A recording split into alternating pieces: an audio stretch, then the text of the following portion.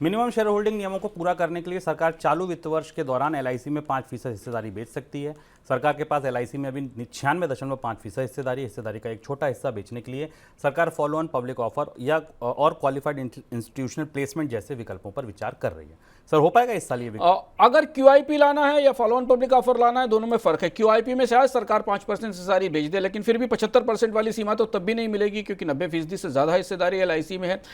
इससे पहले सरकार ने संकेत दिया था, चुनाव से पहले वित्त मंत्रालय की तरफ से संकेत आए थे कि अगले साल एलआईसी को बाजार में दोबारा विनिवेश के लिए लाया जाएगा। एलआईसी की कुछ योजनाएं जो हमें चुनाव के आसपास जुलाई के महीनों में बजट के से पहले सक्रिय होती दिखी थी, अचानक वो ठंडी पड़ गई हैं। जैसे एलआईसी को नया लाइसेंस दिया जाना, एलआईसी को हेल्थ इंश्योरेंस में आने की छूट दी जानी, ये सारे प्रस्ताव सीमित हो गए हैं। ऐसा संकेत मिल रहा है कि इस 5% के डाइवेस्टमेंट से सरकार थोड़ा बजट घाटा पूरा करने के लिए और डिसइन्वेस्टमेंट से राशि लाने की कोशिश करेगी। चूंकि एलआईसी ऑलरेडी लिस्टेड है बाजार में, उसका वैल्यूएशन मिल चुका है, तो क्वालिफाइड इंस्टीट्यूशनल इन्वेस्टर्स को हाथ को लाना और उनको निवेश करना मुश्किल नहीं होगा। देश की सबसे बड़ी बीमा कंपनी है और सरकार की बड़ी हिस्सेदारी है, लेकिन कोई बड़ा विनिवेश करने के लिए शायद एलआईसी को के लिए सरकार को भी 1 साल और इंतजार करना पड़ेगा।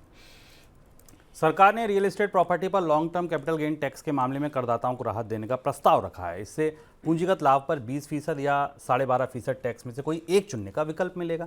संशोधित प्रस्ताव ये है कि 23 जुलाई 2024 से पहले मकान खरीदने वाला कोई व्यक्ति, हिंदू अविभाजित परिवार, इंडेक्सेशन के बिना 12.5% की नई योजना के तहत टैक्स देने का विकल्प चुन सकता है।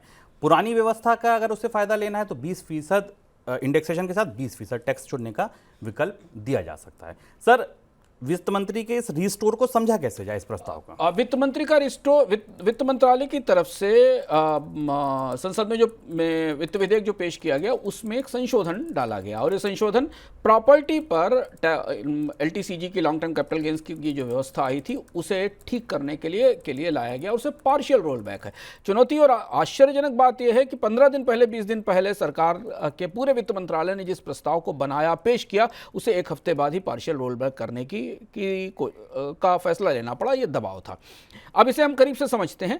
यह सिर्फ और सिर्फ उनके लिए है जिन्होंने 23 जुलाई 2024 से पहले कोई भी डील्स की हैं, यानी पिछले साल की डील्स की। भविष्य में ये लागू नहीं होगा। तो एक चीज सरकार ने क्लियर कर दी कि इसका रेट्रोस्पेक्टिव पिछली तारीख से इसे लागू नहीं किया जाएगा, और वहां दोनों विकल्प दे दिए गए, 12.5% विदाउट इंडेक्सेशन और विद इंडेक्सेशन 20%। और इसे आप पार्शियल रोल बैक मान सकते हैं, लेकिन भविष्य के सौदों के लिए, भविष्य में 23 जुलाई के बाद होने वाले प्रॉपर्टी सौदों पर वही व्यवस्था लागू रहेगी जो बजट में घोषित की गई थी। सर, कितने लोगों को फायदा होने की उम्मीद है इससे? अब बहुत बड़ा फायदा होने की संभावना इसलिए नहीं कि वो लोग जिन्होंने अभी बेची होगी 23 जुलाई से पहले तक की, और जिनके अभी इनकम टैक्स कैलकुलेशंस में आने वाले होंगे, क्योंकि आमतौर पर जिन्होंने 1-2 साल पहले बेची होगी वो तो एलटीसीजी पे कर चुके होंगे। अब उनको हर साल अपने इनकम टैक्स रिटर्न में वो डिक्लेयर करना होगा। तो ये फायदा व्यवहारिक रूप से जनवरी से जुलाई के बीच में जिन्होंने सेल किया होगा और जो अपने अगले साल के रिटर्न में उसको करेंगे, उनके लिए फायदा होने वाला है। बाकी जो आने वाले भविष्य के सेल्स हैं उस पर इसका कोई बड़ा असर नहीं होगा। प्रॉपर्टी बाजार पर इसके बड़े असर होंगे। इसको हमें गहराई से समझना जरूरी है। देखिए, भारत के प्रॉपर्टी बाजार में शुभम 2 तरीके के बायर हैं। एक वो बायर हैं जो इन्वेस्टमेंट के लिए प्रॉपर्टी खरीदते हैं, सेकेंडरी होम, थर्ड होम खरीदते हैं या जमीनें खरीदते हैं और इन्वेस्टमेंट के तौर पर करते हैं। और दूसरे वो हैं जो होम बायर्स हैं, जो अपने लिए प्राइमरी पहला होम खरीदते हैं। और इस प्राइमरी होम बायर बाजार में मकानों की सप्लाई पर्याप्त नहीं है, और इसलिए रीसेल होम्स का एक बड़ा बाजार भारत में उपलब्ध है। और इसीलिए भारत में प्रॉपर्टी लगातार बिकती रहती है। एक प्रॉपर्टी 5-5, 6-6 साल बाद कई लोगों तक जाती रहती है। रीसेल का बाजार भारत के लिए इसलिए जरूरी है क्योंकि बहुत से लोग नई प्रॉपर्टी अफोर्ड नहीं कर सकते हैं, नई प्रॉपर्टी उनको उपलब्ध नहीं होती, या नई प्रॉपर्टी उनकी ज़रूरतों के हिसाब से दूर होती है, शहर से बाहर होती है। और बहुत से लोग ऐसे जो अपनी मौजूदा प्रॉपर्टी से अपग्रेड करना चाहते हैं, 2 BHK हाउस से 3 या 4 BHK हाउस में जाते हैं, उन्हें अपनी नई प्रॉपर्टी को पार्ट फाइनेंस करने के लिए पुरानी प्रॉपर्टी बेचने की जरूरत पड़ती है।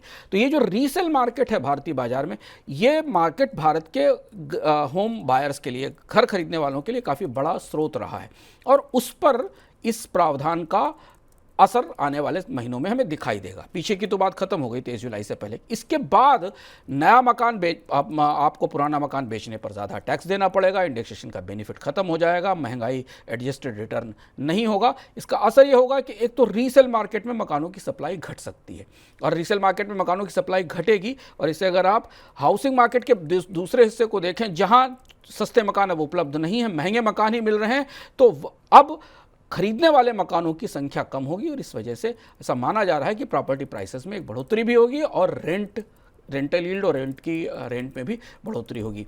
वित्त मंत्री वित्त विधेयक पर चर्चा का जवाब देते हुए कुछ और घोषित करें तो अलग बात है, नहीं तो फिलहाल इंडेक्सेशन की परिस्थिति प्रॉपर्टी मार्केट के मामले में, हाउसिंग मार्केट के मामले में कुछ ऐसी है।